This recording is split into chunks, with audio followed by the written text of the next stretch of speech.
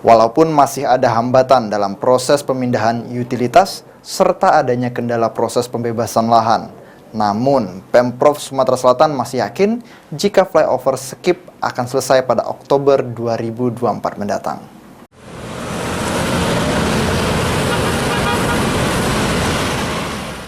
Proyek flyover Sekip yang ditangani oleh Balai Besar Jalan Negara masih banyak permasalahan yang dihadapi. Di antaranya, proses pemindahan utilitas yang belum selesai dilakukan, lalu adanya hambatan dalam proses pembebasan lahan. Namun demikian, Pemprov Sumsel dan juga Balai Besar Jalan Nasional sendiri disampaikan oleh Asisten 2 Dharma Budi masih yakin jika Oktober 2024 mendatang, flyover ketiga di Kota Palembang akan bisa diselesaikan. Menurut Dharma Budi, Pemprov Sumsel sendiri selalu memfasilitasi dengan pihak Balai Besar Jalan Negara untuk menyelesaikan permasalahan dalam pembangunan proyek flyover Sekip. Selalu memfasilitas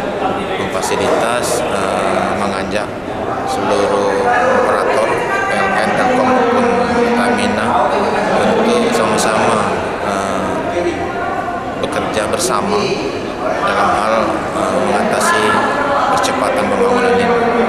Pemerintah punya kewajiban untuk terlaksanya pembangunan itu, karena pembangunan flyover itu sendiri sudah 4 tahun tertunda akibat keterlambatan pembebasan lahan.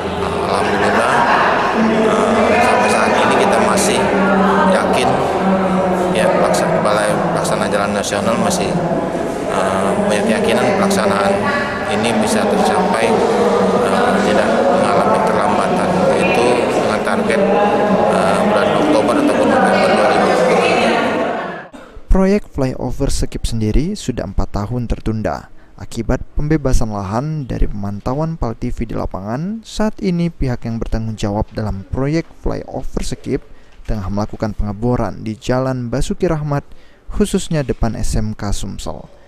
Firman Hidayat, PAL TV.